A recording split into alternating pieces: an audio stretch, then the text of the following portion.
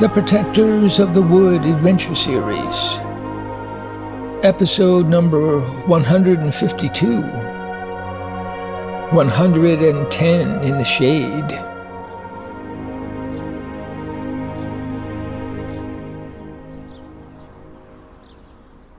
As Abby's parents departed from the churchyard and headed down Bridge Avenue, they were disturbed by a stalker following close behind.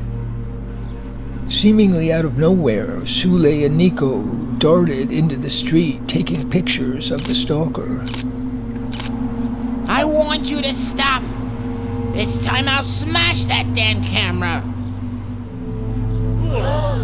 A crowd began to form on the sidewalk. Nico came up to the stalker from behind and said quietly, "You want to try something? Go ahead. Lay a finger on one of us and see what happens." As the man turned to face him, Nico took more photos of the man's face, contorted with rage. Another stalker, pale with blonde hair, ran across the street from his post on the bench in front of the Middletown Standard. Nick, cut it short, man. Leave it off. He grabbed his colleague by the arm and pulled him back toward their home base at the Standard office. Are you okay? Did he hurt you, touch you at all? No, nothing. Didn't even try to grab my camera. Sule seemed to have no fear, but was very reserved. Thanks, Mom and Dad, for coming back. Nice going. Your warnings don't tell half the story. What's going on around here? It's the Watchers. They've been at it since the concert.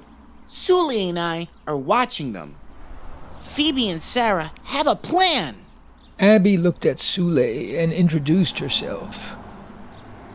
I know who you are. We're on your side.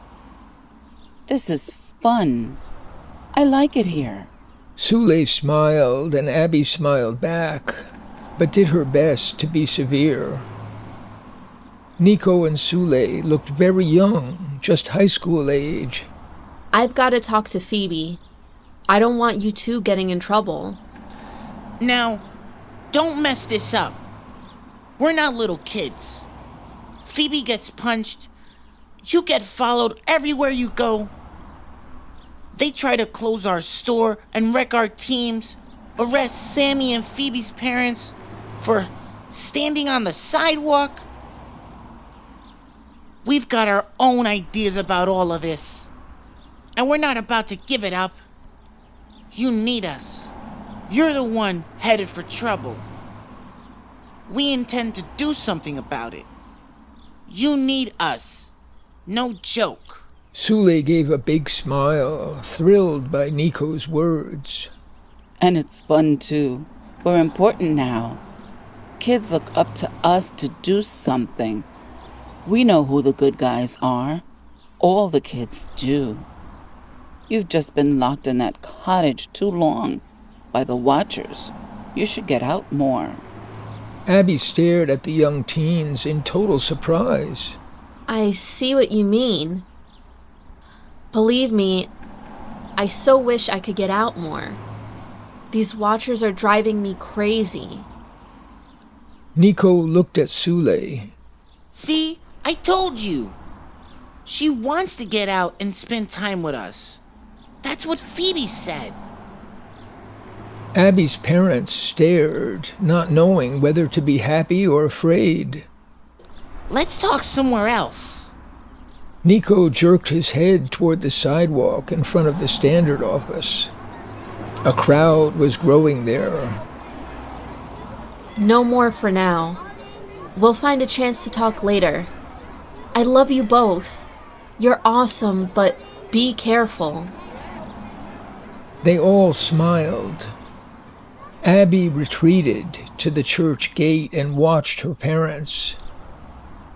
Nico and Sule walked together down Main Street. A group at the Standard office remained on the benches. Abby returned to her cottage, her thoughts racing. The sweltering atmosphere in her cottage was unbearable. The windows were open, but the air was still. Abby went over her conversation with Sule and Nico word by word. She was surprised and happy that these teenagers actually cared about her. But Sule's comment that Abby had been locked in that cottage too long cut deep. She was thinking, It's all too true. People think I'm some kind of leader. They believe in me, take risks for me, but I can't do anything to help. I don't deserve to be a leader. And yet, there's a strange thing I keep noticing. Our group is growing. They enjoy what we're doing. When I'm not looking, obsessed with my own problems, our group mysteriously grows. It's like a garden. You go away for a few days and come back and, surprise, it's flourishing all on its own. You planted it, and then the sun and the rain do their work. Just think about what Sule and Nico had to say. Abby reminded herself that 100 degrees on a cloudless day was not the time to count on the garden flourishing on its own. After another cooking adventure with treats from her forest garden, she went on a watering binge again in the evening twilight. The night air cooled down, and she fell asleep with a quiet mind.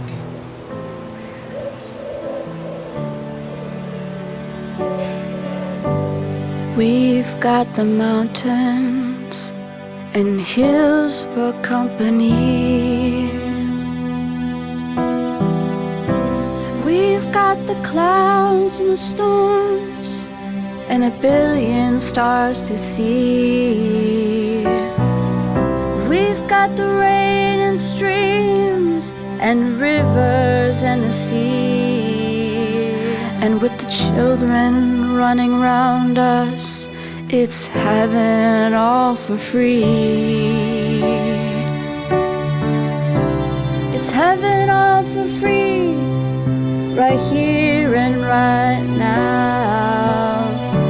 It happens all around us, no one knows how. It may take a million years to build the house of God. We can start right here. We can start right now. We can start right here. We can start right now.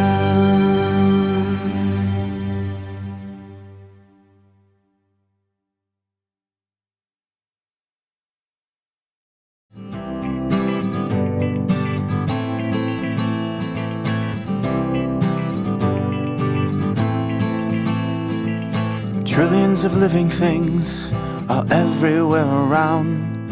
Our lives are all planted deep into the sacred ground. There's everything to love and everything to fear. It's planet Earth in the universe and nature lives here. It's planet Earth in the universe and nature lives here. It's planet Earth in the universe and nature lives here. It's planet Earth in the universe and nature lives here. And nature lives here.